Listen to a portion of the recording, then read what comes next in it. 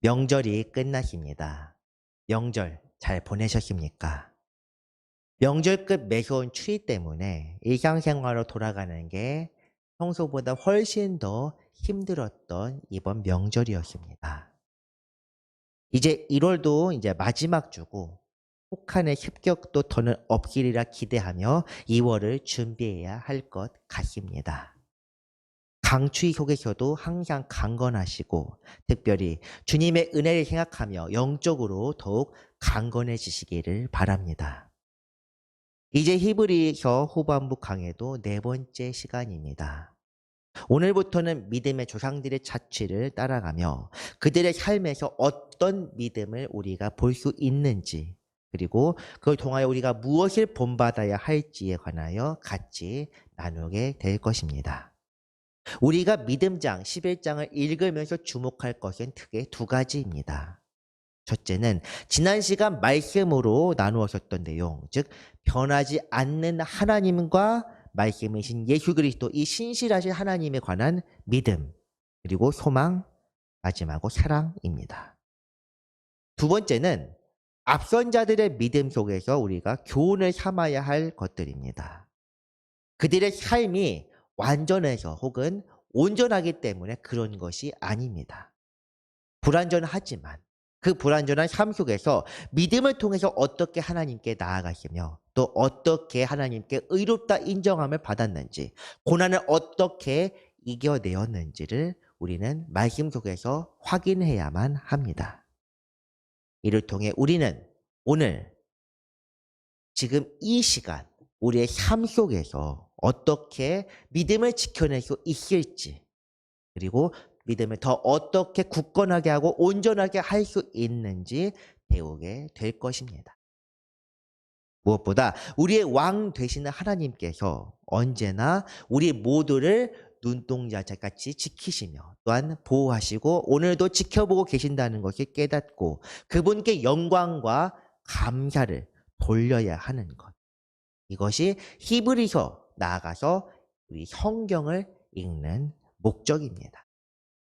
아무쪼록 오늘 말씀 속에서 성령의 도우심으로 깨달음을 얻고 온전한 믿음으로 나아가는 사랑하는 성도 여러분들 되시기를 축원합니다.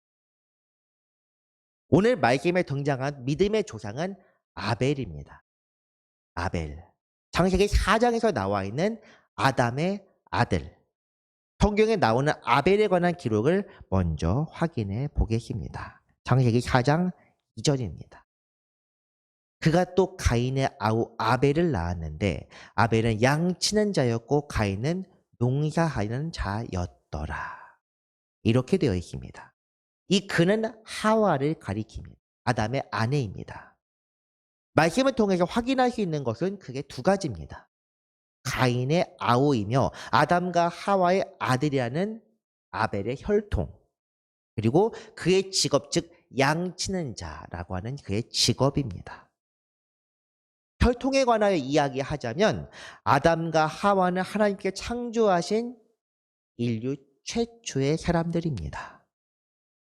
이 세상을 다스리고 통치할 권한을 얻었지만 창세기 1장에 나와 있습니다. 생육하고 번성하며 땅을 다스리고 정복하라고 하는 그 하나님의 말씀에 따라서 이 땅을 다스릴 권한을 가지고 있던 사람들이지만 불순종으로 인하여 에덴에서 추방되어 하나님과 단절돼 버린 추방자들의 삶이 바로 그들의 삶이었습니다.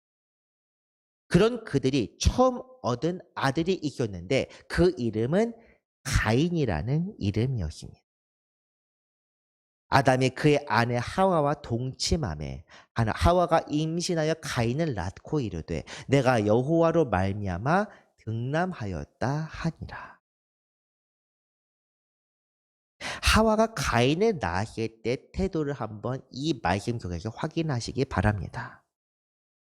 기쁨과 정의로 그리고 감사함이 이 말씀 속에 묻어나고 있습니다.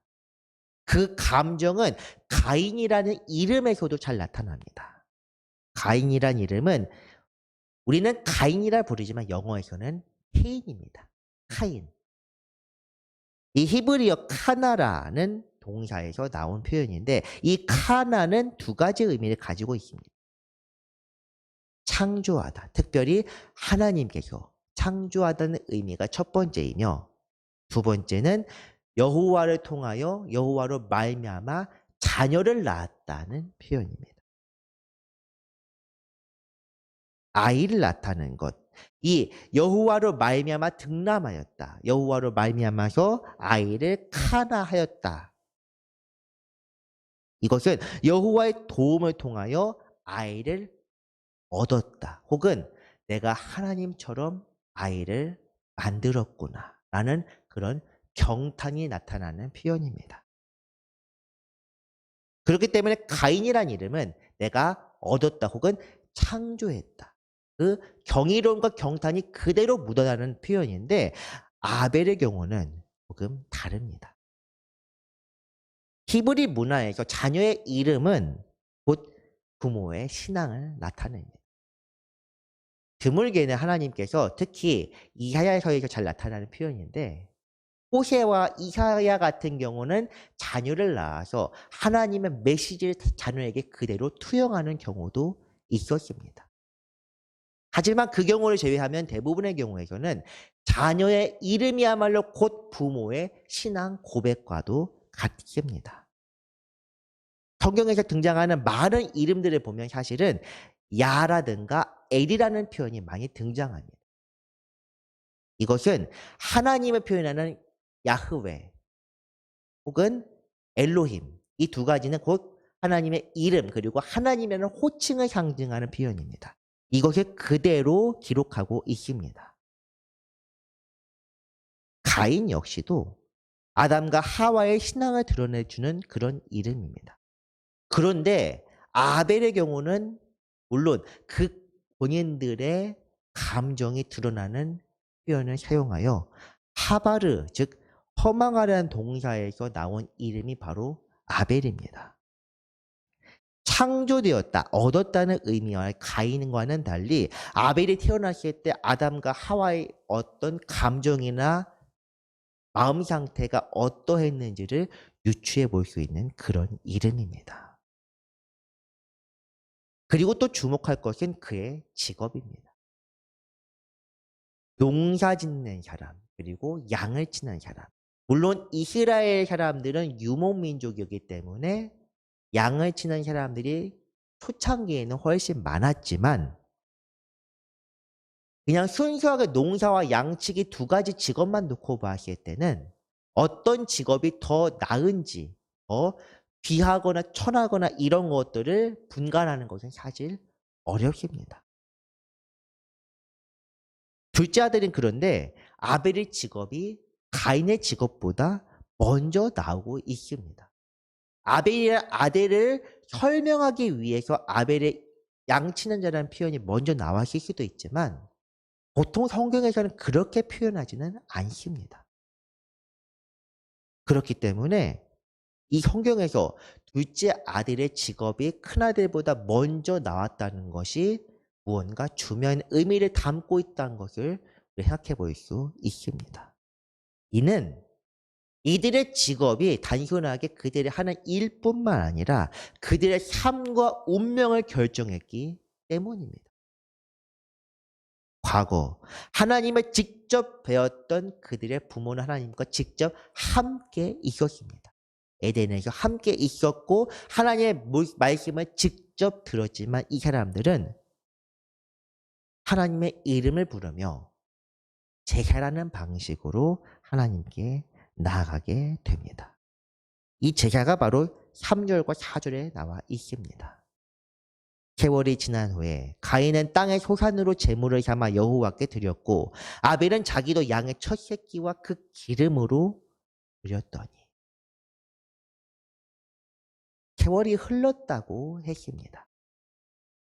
이들이 장성하여 일을 하고 하나님을 알만한 이석과 지식을 갖추었을 때에 이 두 사람은 하나님께 각각 제사를 드렸습니다. 가인은 농사꾼답게 자신이 길러낸 곡식과 채소로 그리고 아벨은 자신이 치던 양의 무리에서 처음 난 새끼를 잡아 그 기름으로 어찌 보면 당연하고 타당한 방식입니다. 그런데 그 결과는 완전히 다르게 나타납니다. 여호와께서 아벨과 그의 제물은 받으셨으나 가인과 그의 제물은 받지 아니하신지라. 제물을 받으셨다는 것은 제사에 응답하셨다는 의미입니다.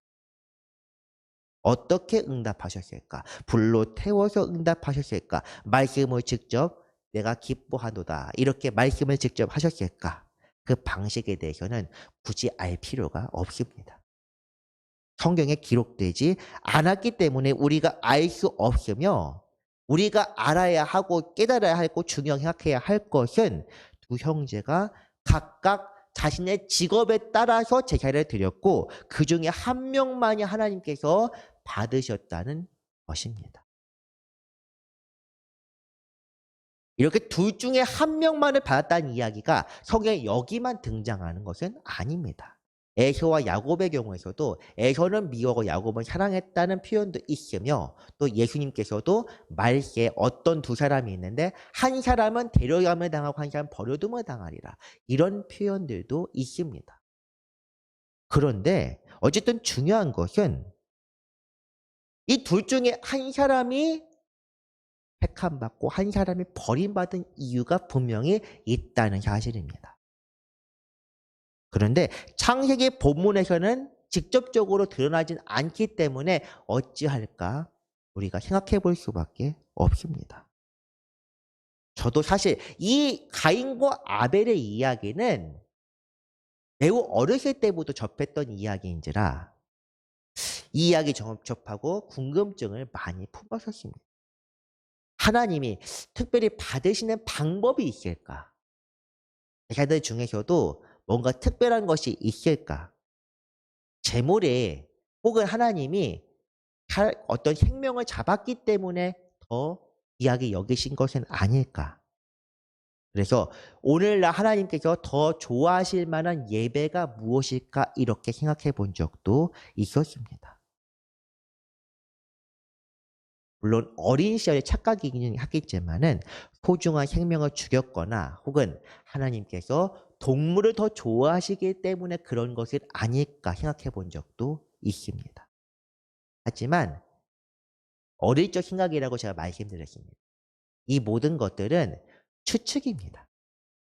우리는 성경에 기록되어 있는 것들을 받아들이고 이해하며 성령의 인도하심을 통하여 그 말씀을 깨달아야 합니다.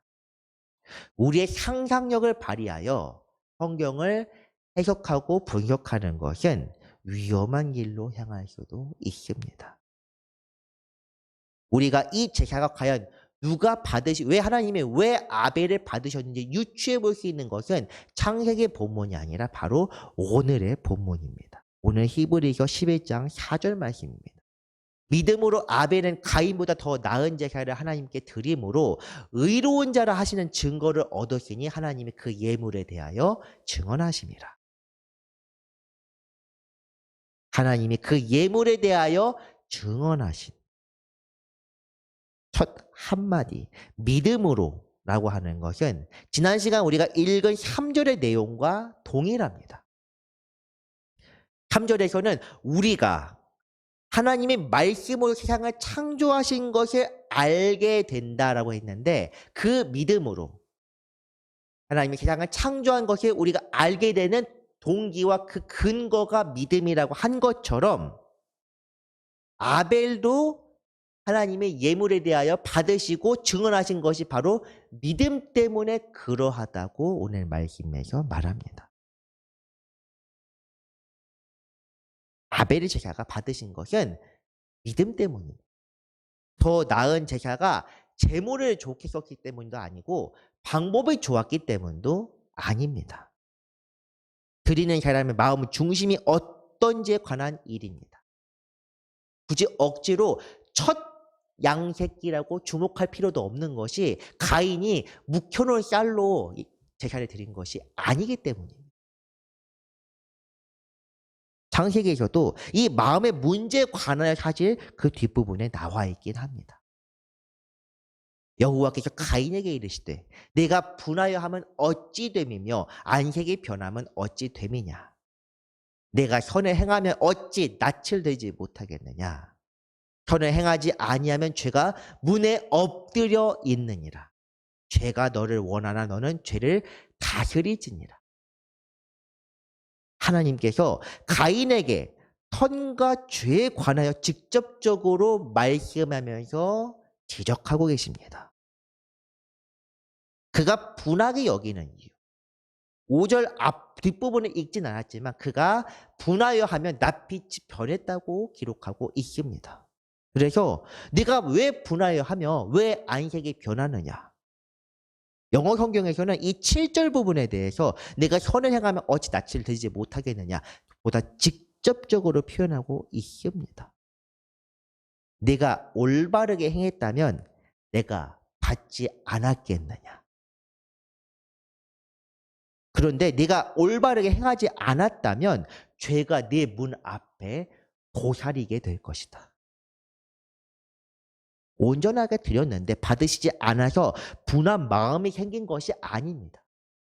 난 정말 최선을 다했는데 주님께서 왜 아우만 받으실까? 분할 일이 아니라는 이야기입니다.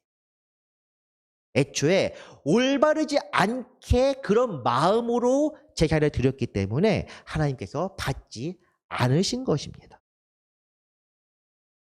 이게 과연 제사뿐만의 이야기겠습니까?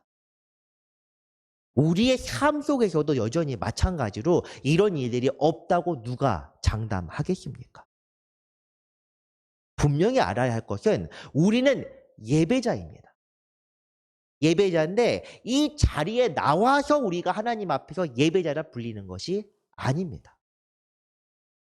우리를 예배자라 부르는 이유는 우리가 삶으로 주님께 경배하며 또 우리의 착한 행실을 통한 사람들이 하나님께 영광을 돌리기 때문입니다. 우리의 삶이 곧 기도요. 우리의 삶이 곧 찬송이며 우리의 삶이 곧 예배가 되어야 한다는 것입니다. 하지만 하나님 앞에서 바르게 살지 못한다고 가정했을 때에 하나님께서 우리를 받으시겠습니까?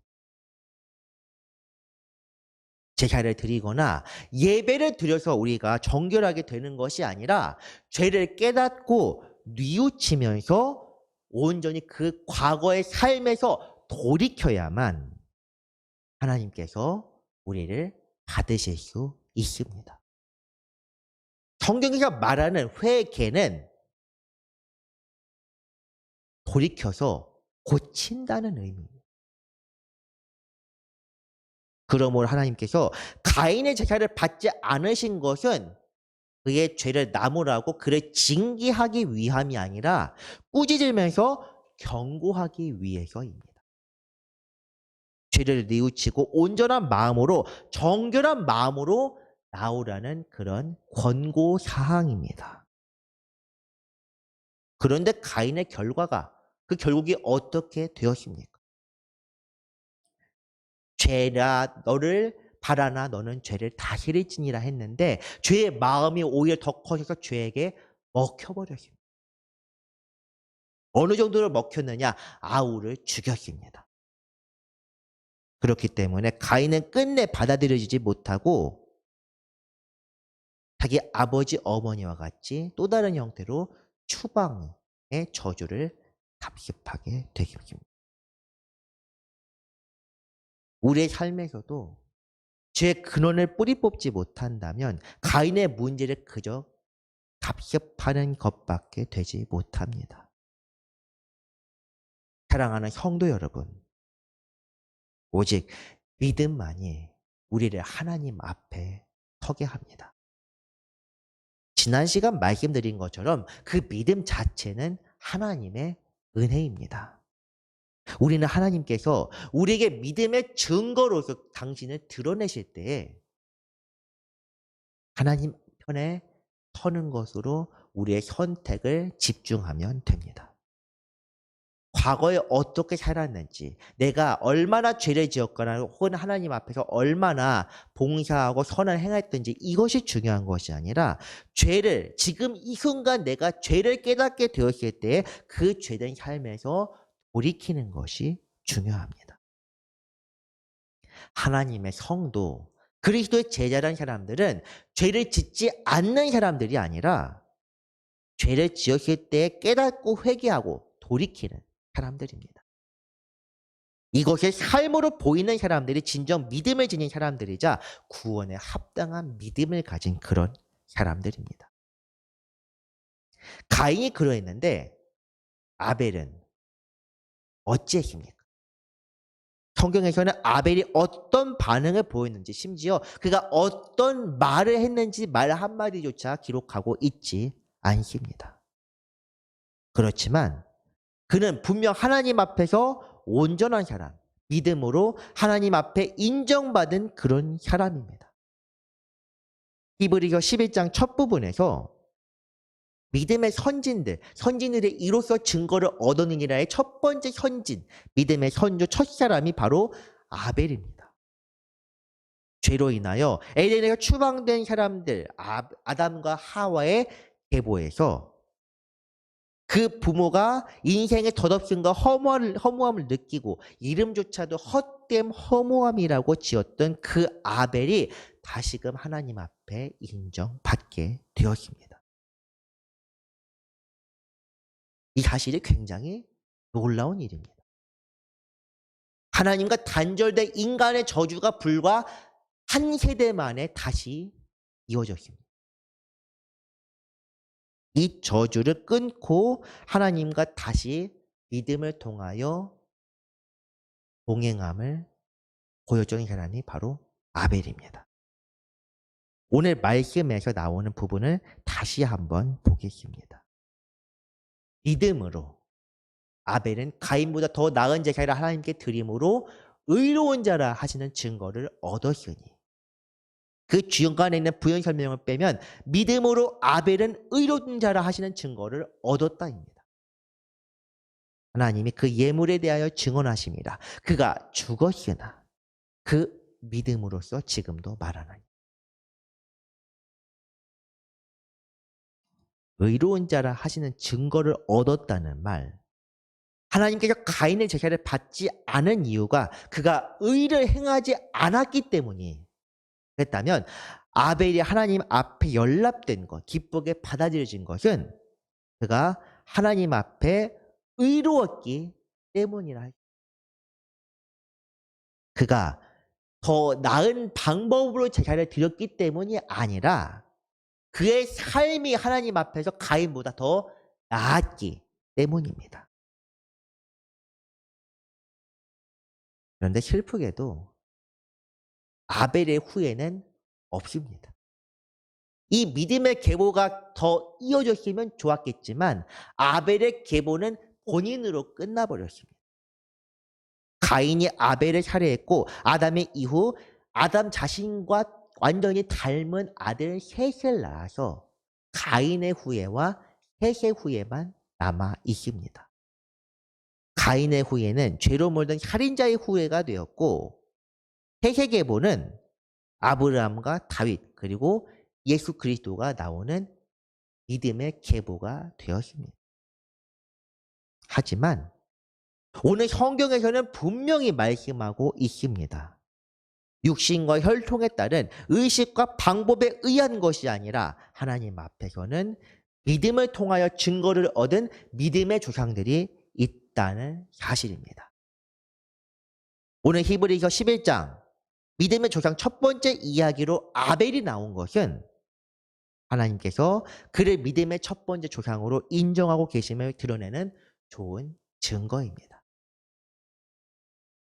그는 죽었고 한마디 유언조차 남기지 못했습니다.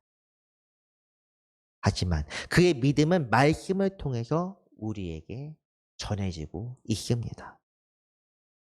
우리가 본받아야 할 것은 유대인의 방법이나 초대교회의 삶의 양태가 아닙니다. 동굴이나 토굴에 살면서 하나님을 공동체로 모여서 살아야만 인정받는 것이 아니라 과거에 살았던 사람들의 믿음을 통하여 그 믿음을 본받아서 오늘날 우리의 믿음으로 이것은 토착화를 시켜야 오늘의 현실에 맞게 나 자신의 믿음으로 온전히 계승을 받아야만 하나님 앞에 의롭다 인정함을 받을 수 있습니다. 분명 시대는 변했고 또한 변하고 있습니다. 기술도 변하고 삶의 양식도 변하지만 변하지 않는 것들이 있고 이것이 바로 우리가 보이지 않는 것들이라 불리는 영원한 세계입니다. 지난 시간 말씀을 나누었던 믿음과 소망, 사랑이 바로 이 영원한 것들입니다. 우리가 기억할 것은 이 영원한 세계에 관한 것들이 우리에게 오늘날도 은총으로 전달되고 있다는 것입니다. 그 첫 번째로 우리의 성령께서 말씀하시는 것이 바로 아벨의 믿음입니다. 이 믿음이 무엇입니까? 삶을 통하여 하나님께 의롭다고 인정받는 것입니다. 더 나은 제사, 더 나은 삶으로서 하나님 앞에 보여주는 것입니다. 하나님의 자녀로서 부모와 형제와 구별되는 삶, 오직 하나님만을 바라보며 하나님 뜻대로 살아가는 것. 인간의 하바르, 인간으로서의 아벨을 하나님의 성령으로 채우는 것입니다. 이것이 바로 아벨의 후예인 우리가 본받아야 할 그의 믿음입니다. 이런 믿음은 세상의 모든 것들을 초월하며 영원한 세계를 바라볼 수 있게 하는 그런 믿음입니다. 오늘 말씀의 제목이 되는 부분, 믿음으로서 지금도 말하느니라, 그 부분을 한번 보겠습니다. 그가 죽었으나 그 믿음으로서 지금도 말하느니라. 하나님 앞에 기억되는 것은 그 사람의 업적이나 행실이 아니라 오직 믿음입니다. 어떻게 살았는지, 어디가 무엇을 했는지, 지금까지 쌓아올린 것이 무엇인지가 중요한 것이 아닙니다.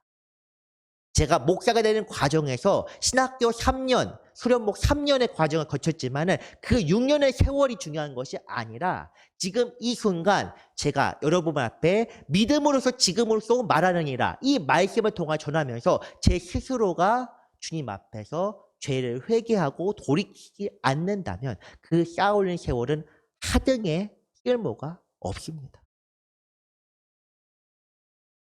중요한 것은 왜 그렇게 살고 있느냐가 중요합니다. 그 마음의 중심에 하나님이 계시면 그분께서 받으실 것입니다. 마음의 중심에 그 사람 본인이 우상으로서 자리 잡고 있다면 그러면 죄가 그 사람의 문 앞에 도사리게 될 것입니다. 그렇다면 묻겠습니다. 오늘 우리들의 삶은 어떻습니까? 하나님께서 우리의 삶의 제사를 증언하고 계십니다. 그런 사람들은 죽는다고 하더라도 하나님 앞에 의로운 자로 설 수 있습니다. 우리 교회 이름이 되는 요한복음 11장 말씀을 한번 생각해 봅시다. 부활이요 생명이신 그리스도를 믿는 자는 죽어도 사는 사람들이. 이 말씀의 의미가 바로 이것입니다. 죽었지만 믿음을 통하여 살아있고 우리에게 그 믿음을 통하여 아벨의 믿음을 성령께서 증언하고 계십니다. 우리 역시도 믿음으로 하나님 앞에 굳게 선다면 육신의 삶과 죽음을 초월하여 영원한 세계로 나아갈 수 있으며 성령께서 우리의 믿음을 하나님 앞에와 사람들 앞에 증언해 주실 것입니다. 하나님 앞에 선 사람으로 하나님과 동행하며 영원한 나라를 소유한 사람이 반대로 이 땅에서 육신의 것을 위해 살아가는 사람들은 그 사람이 어떻게 살아왔든 어떻게 살아가든 무엇을 하며 살아가든 그 사람은 가인의 후예입니다. 죄가 그의 문 앞에 도사리고 있으며 죄의 지배 아래 살아가게 되는 저주의 자녀가 되고 맙니다. 이 시간 성령께서 말씀을 통하여 하시는 말씀을 귀 기울여 들으시기 바랍니다. 모든 것은 우리의 영혼을 위해서 필요한 것들. 성경은 결코 거짓된 위로나 자기 위안, 자기 만족을 주지 않습니다. 성경이 주는 것은 오직 예수 그리스도를 통하여 구원을 얻으라는 복음의 메시지, 그리고 믿고 따르지 않는 자들이 받게 될 진노의 경고뿐입니다. 이는 성령께서 하시는 말씀입니다. 사랑하는 성도 여러분, 아벨의 후예로서 살아갑시다. 이 죄악 가득한 세상에서 부모, 형제, 자매조차 서로 질투하며 미워하는 이런 세상 속에서 우리가 의지할 분은 오직 예수 그리스도뿐입니다. 죄를 깨닫고 회개하여 우리의 삶을 완전히 돌이키기 바랍니다. 믿음으로 하나님 앞에 온전히 서야만 합니다. 과거의 죄의 사슬을 완전히 끊고 새 사람이 되었을 때 비로소 우리가 볼 수 없는 세상, 보이지 않았던 것들이 보이게 되며 세상에 줄 수 없는 참 평화와 안식을 얻게 됩니다. 죽음이 끝이 아닌 영원한 세상이 우리에게 증거로서 주어지게 될 것입니다. 말씀을 정리합니다. 아벨은 타락하여 하나님과 단절된 저주를 끊었던 믿음의 첫 번째 조상입니다. 그가 하나님께 의롭다고 인정받은 것은 오직 그의 믿음을 통해서입니다. 그는 자손 없이 죽었지만 성경은 오늘도 그의 믿음을 증언하고 있습니다. 오늘 우리는 말씀을 통해 그의 믿음을 깨닫고 세상과 구별되는 자로서 아벨의 후예로서 살아가야만 합니다. 오늘 하루도 주님과 동행하며 세상에 줄 수 없는 참된 기쁨과 평화를 누리는 그런 은혜로운 시간, 은혜로운 하루가 되시기를 주님의 이름으로 축원합니다. 기도하겠습니다. 빛으로 생명으로 우리를 이끄시는 거룩하신 하나님 아버지, 은혜를 감사드립니다. 믿음의 조상 아벨을 통하여 우리가 주 앞에 설 수 있는 유일한 길이 믿음임을 깨닫습니다. 주여, 우리에게 믿음을 더하소서. 세상에 줄 수 없는 참된 평화와 기쁨을 허락하시고 죄악을 따르지 말고 아벨의 후예로서 믿음 지키는 제자로서 살게 하여 주시옵소서. 부활이요 생명이신 예수 그리스도의 이름으로 감사하며 기도드렸습니다. 아멘.